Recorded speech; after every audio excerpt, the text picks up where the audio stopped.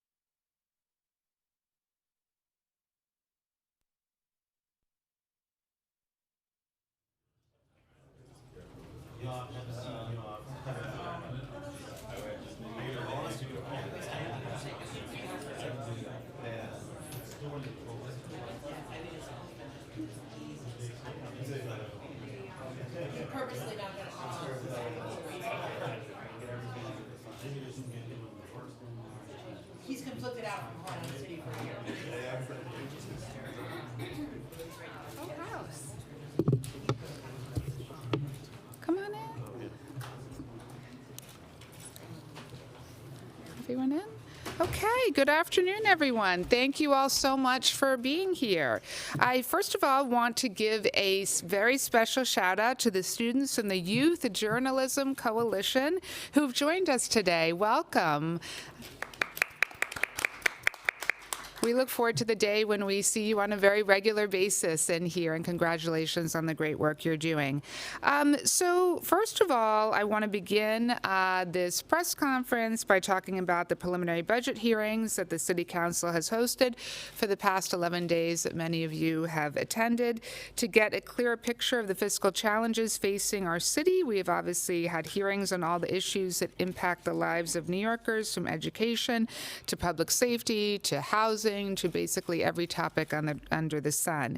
Yesterday, we closed out our series of hearings when OMB testified about the administration's $127 billion preliminary budget for fiscal year 2027. As our city grapples with what the administration has most recently identified as a $5.4 billion budget gap, the council's finance team has continued to dig under the surface of city agency budgets to identify potential savings without, of course, cutting critical services. On April 1st, we will deliver our response to the preliminary budget, outlining the council's priorities, direction, and commitments to the city budget. As we move along in the budget process, we look forward to working with the administration to reach an agreement this June. In the meantime, the council will continue to pursue our mission of securing a fiscally responsible, balanced budget that helps to make our city more affordable without cutting the services that New Yorkers depend so vitally on. I also want to switch gears and discuss the latest updates on the case of our City Council employee, Rafael Rubio. From the very day that he was detained by ACE, we have maintained that Rafael's detention is unlawful. He had all of his work papers to legally work in the United States. He followed the rules, and he showed up for immigration appointments when he was supposed to. Last Wednesday, a federal immigration judge ordered Rafael's removal from the country, an outcome that is deeply unjust. This week, a different federal judge denied Rafael's habeas petition challenging his detention, meaning that he'll continue to remain behind bars pending the resolution of his immigration case. We find this outcome, frankly, devastating and deeply unjust. Rafael should be back home. I spoke to Rafael yesterday. It's an incredibly difficult time for Rafael and for his family, who we remain in constant touch with, and we speak to Rafael all the time, as we have throughout this process. He's a very valued public city servant. He's a beloved member of our city council team. We will continue to fight and advocate for a just outcome. Switching gears, yesterday the council debuted our first of its kind online budget dashboard. If you haven't seen it, please check it out. It's an innovative new tool to making New York City's budget process more transparent and accessible for everyone. It was created through the stellar work of our finance division, and I want to particularly thank our deputy speaker, Dr. Natasha Williams, for her work on it, our web development unit, and our data team. This new tool translates literally hundreds and hundreds of pages of sometimes opaque budget documents into a truly interactive resource that makes a complex process easier to understand.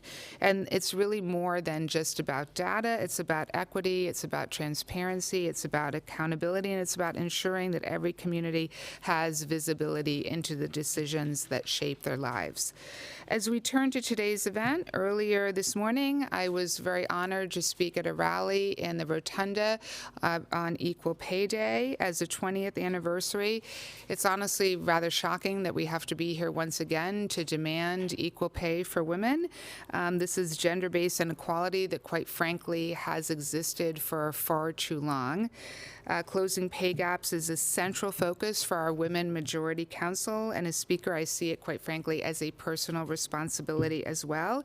And that's why I was proud today to announce that we are reviving the City Council's pay disparity report, which was stalled under the last administration, and we expect that it will resume this year.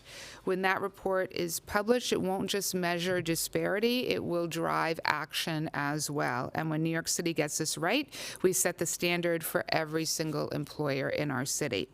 So now I'm going to turn to the stated agenda. So first, we're going to vote on the following land use items. DEP Newtown Creek CSO Tunnel. This is an application for site selection and acquisition approvals to facilitate the construction of stormwater infrastructure to improve water quality in Newtown Creek watershed in the districts of council members Gutierrez, Ressler, Wan, and Wong. 20 Berry Street will facilitate the development of a 10-story office, retail, and light industrial building with over 10,000 square feet of publicly accessible open space in Councilmember Ressler's district. 1727 Amsterdam Hilltop Apartments, an application by HPD to facilitate the redevelopment of an underutilized city-owned NYC H&H facility into a new 9-story mixed-use building with 200 supportive and affordable housing units and community facility space in Majority Leader Abreu's district.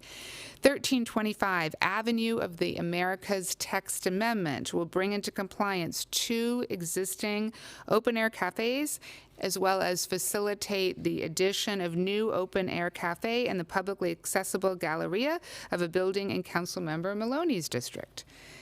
Allen Street demapping.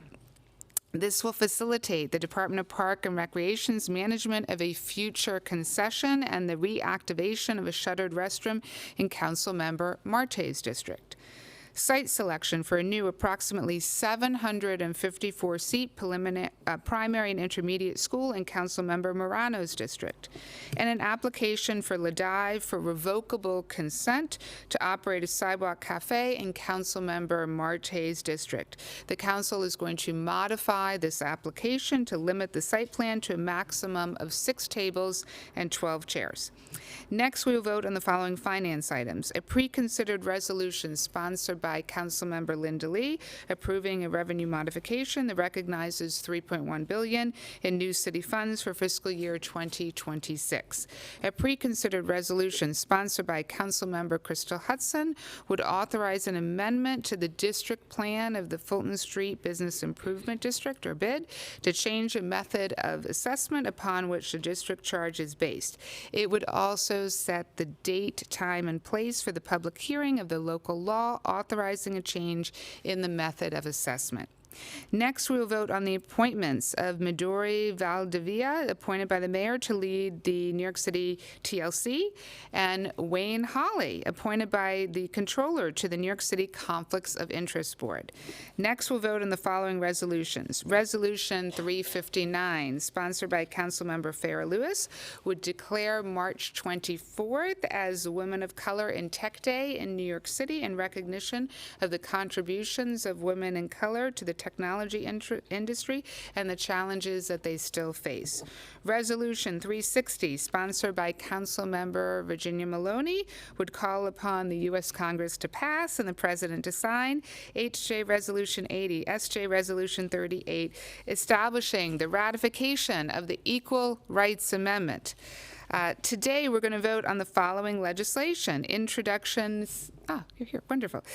177A, sponsored by Councilmember Harvey Epstein, would require the Department of Consumer and Worker Protection to create and run a program to provide individualized counseling to individuals about federal and state student loan forgiveness programs and other student loan repayment options. Obviously very important in an affordability crisis, so we appreciate your work on this. I'm going to invite Councilmember Epstein to the podium to discuss his legislation. Thank you, Speaker Menon, and thank you for all your leadership to get us to this point. So Intro 177 requires the Department of Consumer Affairs and Worker Protection, as she said, to do an individual counseling program. People know that student loan debt has reached astronomical numbers, almost $2 trillion in debt. The average borrower owing about $40,000. 1 in 6 Americans carry student loan debt, and difficulties of repayment continue. You know, across the United States, 5.5 million people have defaulted on their debt. You know, as New Yorkers continue to struggle with affordability, this is a critical place that we can help New Yorkers, requiring inside of DCWP a unit that focuses on helping people deal with their student debt, figure out a plan for their student debt, maybe they're eligible for student loan forgiveness, and making sure that people in New York know that affordability just doesn't mean about your rent, it means about living in New York and being a New Yorker. And again, for all your leadership and for your leadership, DCW, the committee before me, I really appreciate everything you continue to do. Thank you. Thank you so much, Councilmember Epstein. So now I'm going to turn to a package of 5 bills that we introduced back in January as part of our efforts to combat all forms of hate. Whether it is more than 70 swastikas that were graffitied into Brooklyn's children's playground, which I visited last month, or whether it's reflecting a 182% increase in anti-Semitic incidents, whether it's churches being vandalized across the 5 boroughs, or anti-Muslim hate crimes experienced a 69% increase in 2024. The increase in hateful acts across the city is absolutely abhorrent, and we had to do something about it. First, Introduction 388A, sponsored by Councilmember Lincoln Ressler, would require the Commission on Civil and Human Rights to establish a hotline to receive reports from the public regarding discriminatory harassment and unlawful discriminatory practices. And I do want to say something about this bill. We know that many hate crimes are underreported, and one of the constant refrains, and I know this from when I first became a council member in 2022, the first thing I did is I held a town hall on how to combat anti-Semitism back in January of 2022. It was on Zoom because of COVID. We had about, I think, 350 people attended. And the number one thing I heard from that anti-Semitism town hall was that people did not know how to report a hate crime. They didn't know, do you call 311? Do you call 911? So many people weren't sure how to report it. And then, even then, many people still were not reporting them. So I really appreciate this bill, and I want to call up Councilmember Ressler. Thank you so much, Speaker Menon, and thank you for your leadership in addressing anti-Semitism and hate all across our city. I just firstly want to wish everyone a very happy opening day. We're about 25 minutes out from what's going to be a glorious season for our Mets. There you go. Harvey's with me. And I also just wanted to note, since we've got a couple land use actions that are in District 33 today, in particular, the improvements to the long-term control plan are great. This means 74% less poop going into the waterways of Newtown Creek and the East River, and no more poop going into the future waterways around Bushwick Inlet Park. So those are very positive things. I'm grateful to the previous team at DEP and the current team at DEP for helping to make that happen. I really just want to thank the Speaker again for inviting me to carry this bill, and I am very pleased that it's moving forward today. Intro 388 will establish a hotline at the New York City Commission on Human Rights that allows New Yorkers to report incidents on discrimination and requires CCHR to publish reports on those incidents, something that does not happen today. This report will break down the top 5 bases for discrimination based on race, religion, national origin, which will include anti-Semitism, anti-Muslim incidents, anti-Black incidents, anti-Asian incidents, and more. We have seen a profoundly troubling rise in hate incidents across the city of New York, though not all of those incidents rise to the level of a hate crime that can be reported to the NYPD. And I believe it's important that we have an avenue for New Yorkers to report on those incidents of unlawful discrimination so that we can meticulously track what type of hateful incidents are happening, and we can better tailor education and interventions for communities to prevent these incidents from happening again. For example, if you're discriminated against at a restaurant based on your religion, or you're screamed at to get up on a bus based on your race, those incidents may not rise to a hate crime to be reported to the NYPD, but they are hate incidents that do need to be reported. And so We know that many individuals, especially victims of hate incidents, may be reluctant to report on the incidents that occur. And CCHR will make sure that all communities feel safe using this valuable resource so that it can help us reduce hate across our city. You know, we've seen 56% of hate incidents in New York City last year were anti-Semitic. And while anti-hate incidents have declined over the past 3 years, the number of anti-Semitic incidents have increased. And so we have a very serious issue on our hands that we must confront aggressively. And I really do believe that this hotline is going to be a helpful resource for us to better understand what is happening across the city of New York so we can tailor the right interventions to really make a difference and mitigate hate. Thank you again to the speaker. Thank you, Councilmember Ressler. Introduction 297A, sponsored by Councilmember Virginia Maloney, would require an agency or office designated by the mayor in consultation with the NYPD to provide religious and nonprofit institutions with support in establishing and maintaining emergency plans that contain protocols to address threats of violence and safely evacuate premises. We know that many of these institutions, smaller ones, may not have the budget to do so, so this is why this is a very important bill. And so I now want to invite Councilmember Maloney to the podium to discuss her bill. Thank you so much, Speaker Menon, for your leadership and for inviting me to speak. I'm proud to stand here amongst my colleagues in support of this legislative package, which makes clear just how seriously the Council is taking our duty to guarantee the safety of our faith communities. My district, District 4, is home to many historic places of worship, from St. Patrick's Cathedral to Temple Emmanuel. And just last year, protesters descended on Park East Synagogue in my community and harassed attendees entering an event inside. No one should have to fear going to a house of worship or practicing their religion in our city, a city that has always been defined by its diversity, a city that continues to be made of people from every background and every belief. The fact that too many New Yorkers of faith do not feel safe practicing their religion is unacceptable. Places of worship are sacred spaces where New Yorkers come together in faith and in community. They're spaces where no New Yorker should be intimidated or fear for his or her safety as they enter or exit these sacred spaces. Intro 297, which I'm proud to introduce, gives our houses of worship the tools that they need to keep New Yorkers safe by instructing the city, including the NYPD commissioner, to work with them to develop a comprehensive plan and developing security and emergency protocols. Against the backdrop of rising targeted attacks against religious institutions, this is a necessary and a proactive measure that needs to be passed. The comprehensive plans that will be developed because of this bill will help prevent the worst from happening and ensure that law enforcement agencies, places of worship, and the public are on the same page so that tensions are kept at a minimum.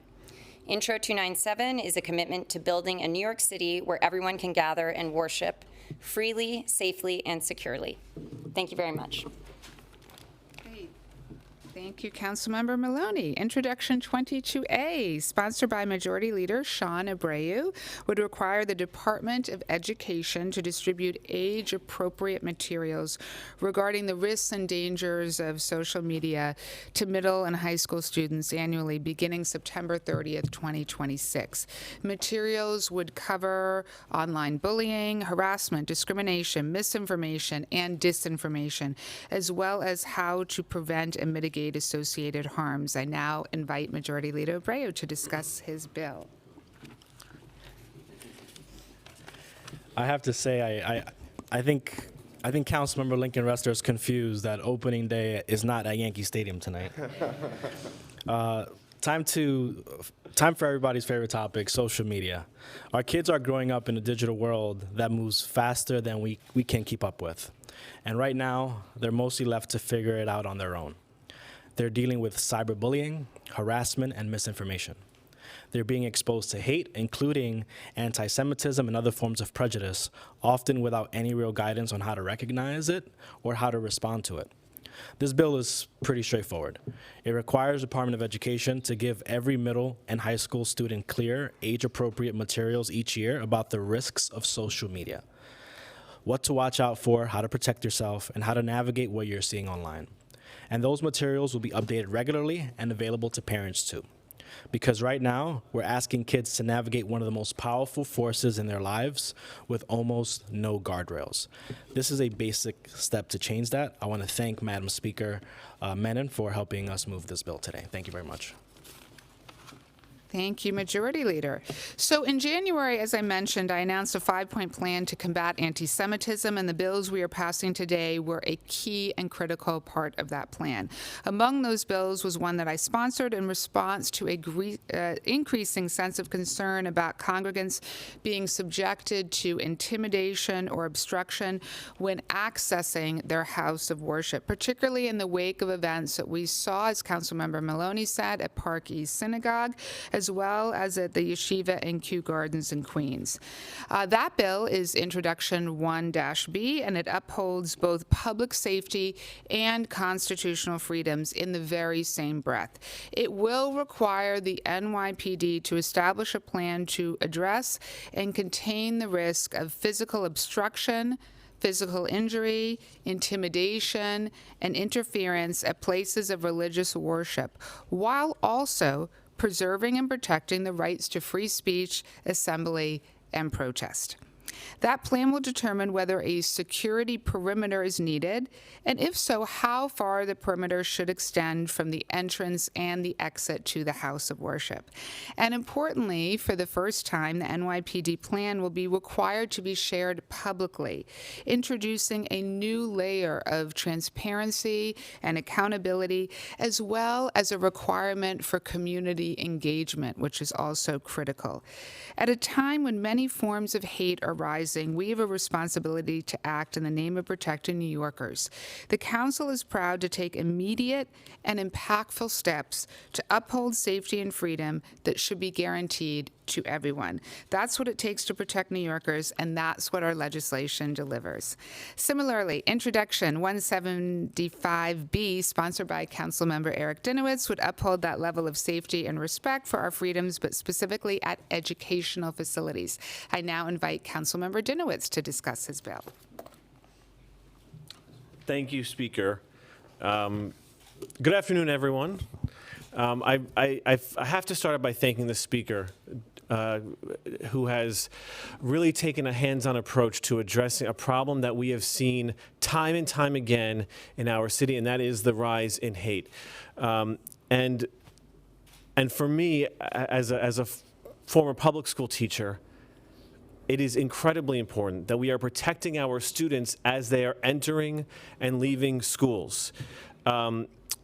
This bill is the culmination of listening to student voices, and it creates a thoughtful strategy that preempts tragic occurrences that we have seen time and time again at our school, and preserves the access to that special place, to our schools.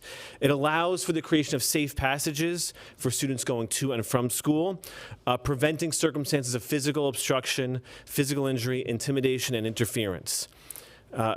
Because no one should be prevented from entering their school. No one should be intimidated to not enter their school. Schools are places not just of learning, but where students find themselves. For some students, it's where they get their mental health services. It's where they get their food. And for some students, it's where they work, where they get the money so that they can support their families. And we have heard time and time again from students that being harassed on the way into school, being intimidated and physically obstructed from entering that sacred space has caused them the amount of fear it takes to take classes remotely, take their exams remotely, and in some cases, transfer schools. I'm proud that this bill considers the diversity of challenges faced by different communities. And at a time when our federal government is terrorizing so many of our neighbors with arbitrary policies and oppressive actions, we are creating transparency and accountability, and we are specifically protecting our First Amendment rights. This bill holds the NYPD accountable and keeps it transparent, setting clear expectations and publishing them online with time for public comment. Intro 175 respects and protects our students and is void of complex legislative technicalities. Our students already confront complexity in their daily lives. They're learning how to comprehend. And education itself is one of the most basic forms, rights that we have to provide to our students. And ensuring that we are protecting that right is of paramount importance to me, to the speaker, and to this council. Our students deserve to access that education safely. I want to again thank Speaker Menon for how hard she's worked on this entire package, on this bill, to make sure that the students in the back here, every student watching and every student in our city has that safe access to their educational institutions, free from intimidation, free from interference, and free from physical obstruction. Great, thank you. Now begin with on-topic questions on today's legislative agenda. Speaker, some confusion around the buffer zone bill, so I'm wondering if you could explain. Sure. What does the NYPD now have to do, other than putting them online and presenting them to you, that they don't already have to do? Thanks for the question, Sally. A number of different things. Well, first of all, what happened at Park East and what happened at Kew Gardens, there was obviously tremendous concern around that. And so as we heard at the hearing, we heard so much testimony that people were not sure what the security perimeter had to be. This provides transparency and accountability to a process that was very opaque before. So it brings a level of transparency and accountability. It also requires the NYPD to do community engagement, which didn't exist before. So we heard from so many congregants at Park East and from particularly other synagogues and other houses of worship that they wanted to be able to have that dialogue with the NYPD. The community engagement piece requires the NYPD to engage directly with houses of worship. It also provides accountability and transparency around protesters as well. So it gives accountability and transparency around the actions that the NYPD is doing. So that provides a level of accountability and transparency for protesters as well. And the community engagement piece applies not only to the houses of worship, but also to protesters as well, so that then the protesters can engage in a dialogue with NYPD. So for all of those different reasons, it brings those additional requirements to light, which is why you see the level of support and what we really heard from at the hearing, which was overwhelming support for the bill. Madam Speaker, I have a three-part question. Okay. Okay, wait. I may take my pen out just so I get them all. This is the first piece of legislation that you introduced. Yes. I wondered, why was this so important Yes. to you? And also, what do you say to the people who are going to have a press conference at 1:30 to say it violates First Amendment rights? Yeah. The third part of the question is, if the mayor were to veto it, would you be able to override? Okay, sure. A couple different answers to that. Thank you, Marcia, for the question. So, first of all, this is a deeply personal issue for me. I am the daughter of a Holocaust survivor. I'm the daughter and granddaughter of Holocaust survivors. My grandfather was killed in the Holocaust. It's very personal. It's not a new issue for me. As I mentioned previously, in January of 2022, the first action I took as a new council member was to host a town hall on anti-Semitism, which, as I mentioned, there were about 350 people who attended, and I had everyone from the New York Attorney General's office, numerous Jewish groups there.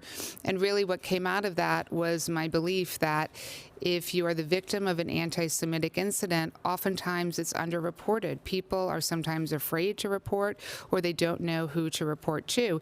And in my first week in the city council, there in January of 2022, there were 2 anti-Semitic incidents in my district. One of them was at a comedy club in my district where I called out an Instagram post as being anti-Semitic, and the comedy club ended up suing me for defamation. We won that case easily. It was a frivolous case. So I mention that simply to say this is not a new issue. This matters because, as I said, we're seeing skyrocketing incidents of anti-Semitism really all across the city. When a swastika is painted into a playground, one swastika is too many. There were 70 swastikas painted onto that playground. I went out to see it myself personally. It's shocking. It really shocks the conscience. So something has to be done. And so this whole package of bills, and it's certainly not just my bill on the houses of worship, it's all these bills taken in totality that deal with the issue of combating anti-Semitism and all forms of hate. Because again, these bills combat all forms of hate, but there was a specific emphasis on combating anti-Semitism, of course, because it's comprising, as Councilmember Ressler said, over 50% of hate crimes are against the Jewish community, yet the Jewish community comprises about 10% of the New York City population. And the second question I believe you asked if the Oh, sure. So I always have a very open legislative process. I've passed some very complicated bills in my time in the council, the Healthcare Accountability Bill being one of them, the Safe Hotels Act. I always welcome feedback. We met with many of the groups that mentioned that they have a concern, and we incorporated, a lot of their concerns. That's the iterative legislative process. To be clear, these bills in no way infringe on the First Amendment right to protest, which is sacrosanct. The bills don't even talk about protests. We took a different approach from the state. The state's bills have penalties in there. Our bills do not. Our bills are really an attempt to have a really transparent, accountable approach, which is what I believe New Yorkers should demand. And so that's why we have overwhelming support for the package. I'm thrilled that 35 council members are co-sponsoring my bill, and we've got wide-based support for the other bills in the package as well. So if the mayor were to veto it, would you already have The mayor, I have many conversations with the mayor. We meet one-on-one all the time. He hasn't indicated to me that he would do that, so I have not heard that. But if he were to do it, We have a tremendous support for this package, and so I'm really proud of that. Yeah, I guess I'd like to know what you make of resistance in the Progressive Caucus to parts of this package, particularly to Councilman Denowitz's bill, and also the decision this morning to have an event with Mahmoud Khalil, who, many Jewish students in Columbia feel did intimidate, harass, or led protests that led to them being intimidated or harassed at their place of learning. And I absolutely want to hear Councilmembers Ressler and Epstein weigh in on this as well. Great. I'll talk about my bill, and I'll certainly let Councilmember Dinowitz talk about his bill. I'm thrilled that we have such broad-based support for my bill. Again, 35 council members are co-sponsors, and more are voting for the bill, so I'm very thrilled with the level of support that we have. In terms of the event you mentioned, this is not an event that we were aware of. This is not an event coming from the Speaker's office. This is not a city council event. This is 2 council members who hosted the event, so all questions should be directed to those council members. And now I'll turn it over to Councilmember Dinowitz to talk about his bill. Thank you. I mean, as was mentioned time and again, acts of hate are on the rise, particularly against the Jewish community. Acts of anti-Semitism make up more than half of the hate crimes here in the city. And we need to make sure we're protecting everyone, and that includes our students. To deny that students are being harassed on the way into school, to deny that they're being intimidated, to deny that students have had to take classes remotely or have had to transfer schools because of these actions, is to deny their lived experience. And so we are taking steps to make sure that there is a plan in place. And we are doing that primarily through transparency and accountability. And so I can't tell you why other people are against it, but I am in favor of a more transparent NYPD. Councilmember Ressler and Epstein on some of these resistance we've seen in the Progressive Caucus.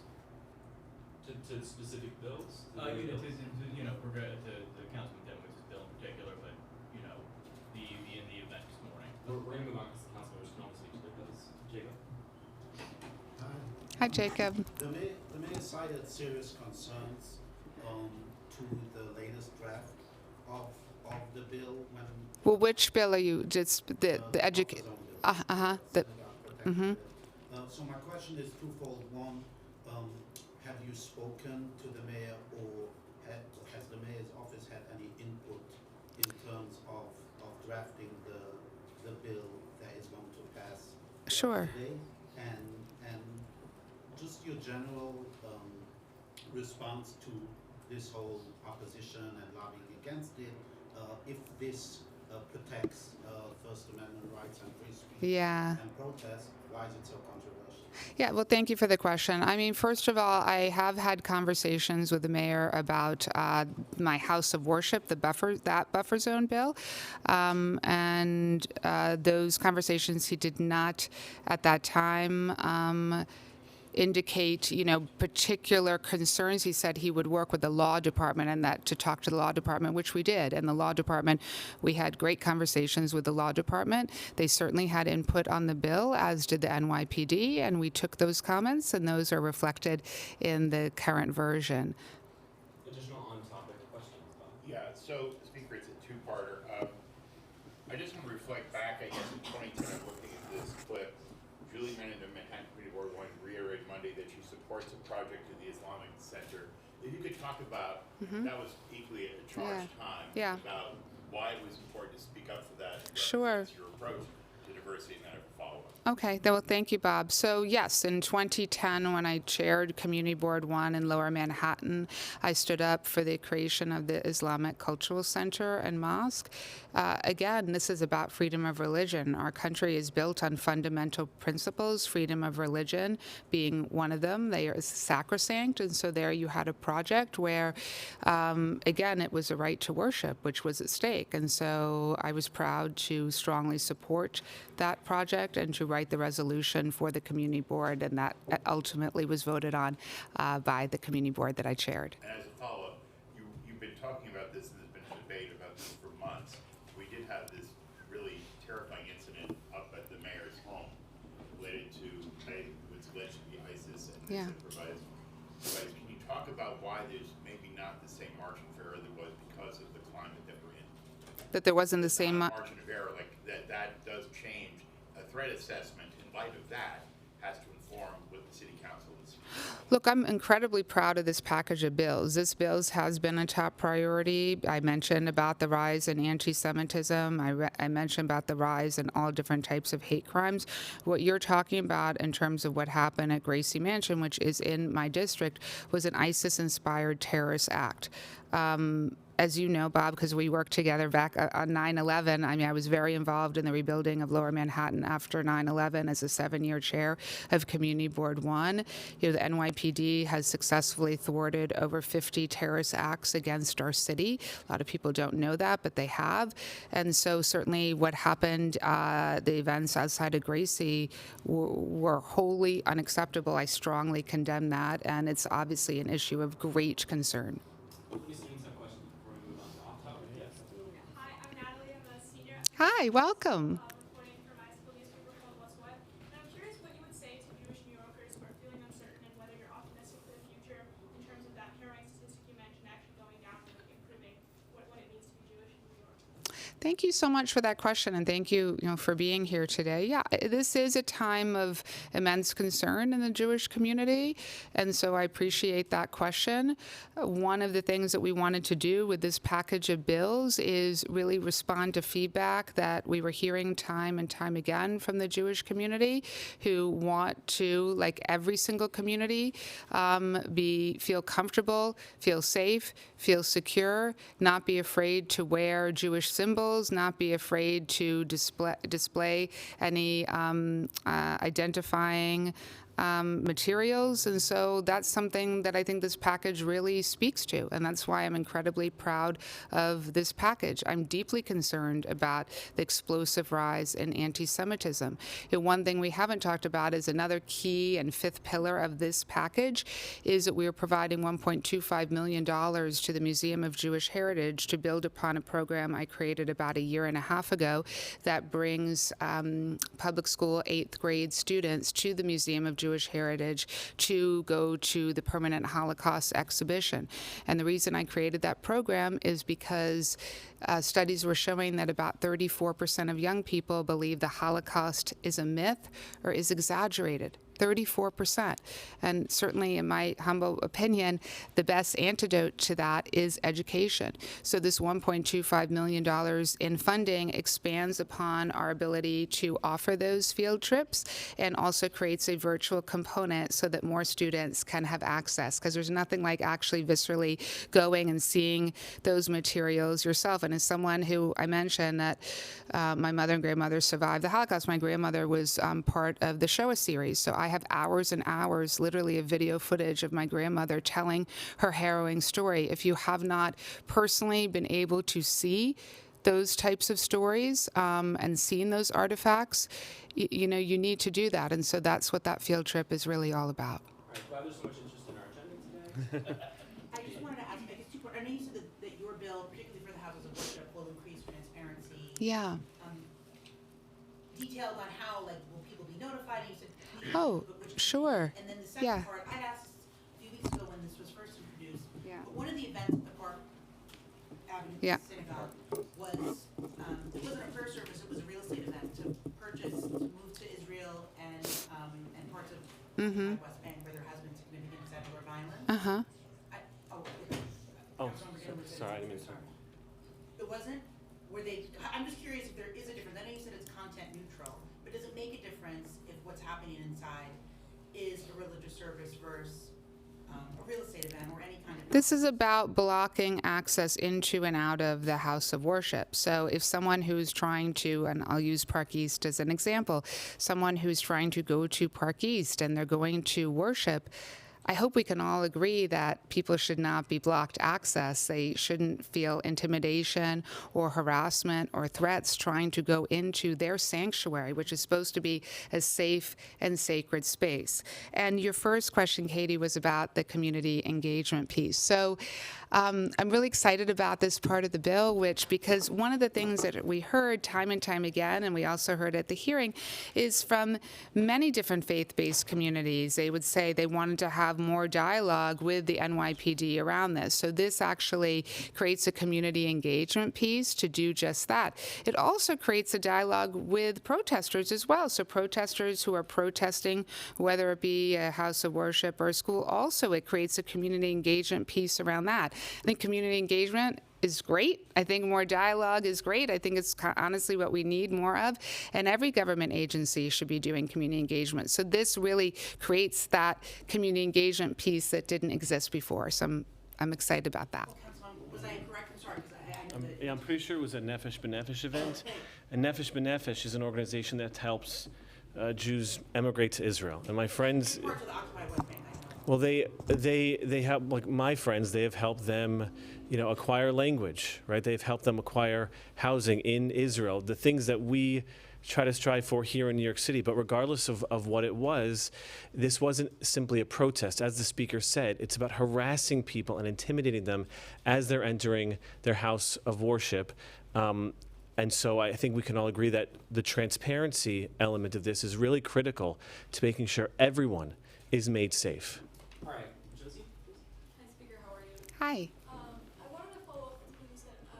Just to be clear, have you spoken directly with the mayor one-on-one about the buffer zone bills since the modifications? And you talked about him going to the law department.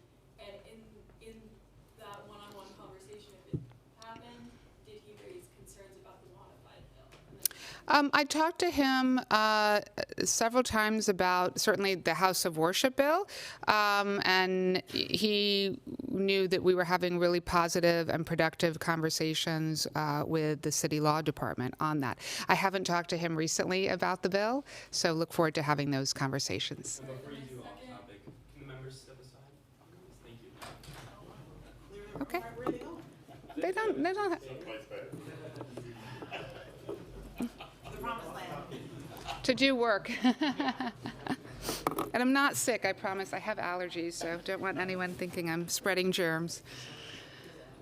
All right, we have 10 minutes till our stated meeting, I but have a second question regarding the budget stuff.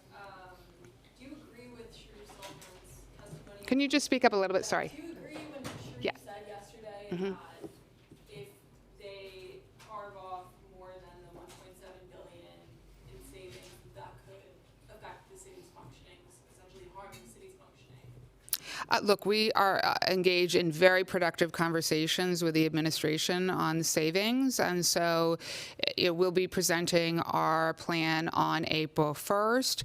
I think we had a very productive hearing with OMB, and again, we're having very productive conversations with Director Solomon and the whole team over there. So we look forward to that. I mean, I think in terms of we don't want anything to cut services. Like we're in total alignment, the administration and the city council, that we are not going to do anything to cut critical services. So there's total agreement on that. We're now looking at, are there areas where we can find additional savings that in no way impact services? And so we're both engaged in that, and I think those conversations are going really, really well. Off-topic questions? Yeah. Hi. Hi. Patrick City Limits, Speaker Menon, thank you. The mayor appealed the decision in the city thefts case yesterday that you condemned at the budget hearings, saying you want to see a more sustainable path forward. Yeah. But I'm wondering, the comptroller said that program expansion would be pretty expensive and for budgets in future years and this upcoming year.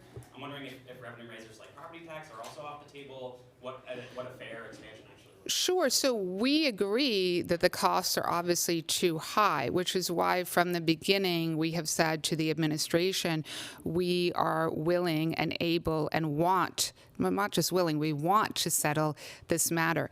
You can't settle when there's an ongoing appeal.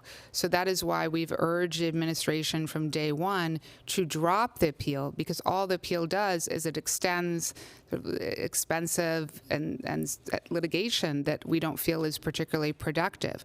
We are absolutely willing to settle this matter in a way that is financially responsible and at the same time protects vulnerable New Yorkers. We don't think those two ideas are mutually exclusive, so we're eager to reach a settlement. But while the litigation keeps going on, it's very difficult to then reach that settlement. So our stance in the beginning is drop the lawsuit and let's reach that sustainable settlement that protects vulnerable New Yorkers and also at the same time is financially responsible.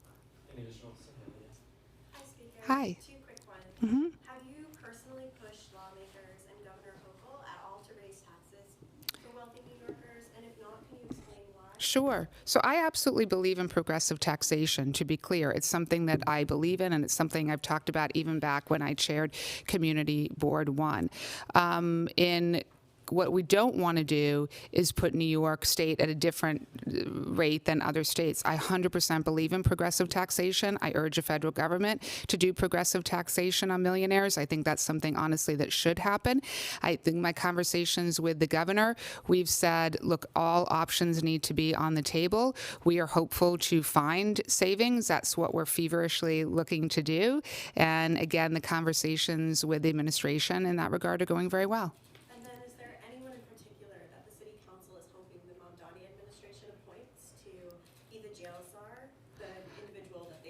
Yeah, we haven't. I don't have a comment yet on that. We haven't. Yeah, we. Council be playing a role though in those conversations? I mean, it's obviously something we're very interested in, so we look forward to having that conversation. Hi, Speaker, quickly, the mayor's office is banking on 1.3 billion in savings in addition to what they said yesterday. Mhm. You didn't announce this during the hearing. It's partly from FEPS, which I know your position. Right. And partly from what they're expecting is a delay. On class size. Yeah. Yeah. Do you think what's your take on the fact that they're putting that, in their savings plan and that they didn't find time during that 6-hour hearing to mention it? Look, the class size conversations are going very well, from which I think are important, because while we all support reducing class size, we understand the financial realities of where the city is, and so that's something that we know needs to be delayed. And then in terms of FEPS, as I said, the FEPS conversations, we believe the administration should come to the table immediately and settle the matter with the council. And that's what we've urged from the beginning. I mean, continuing to litigate, it just doesn't make sense. All the litigation is doing is delaying our ability to settle the matter. And, it's something I think that needs to happen immediately. Okay, thank you all so much. Thank you. Thank you so much.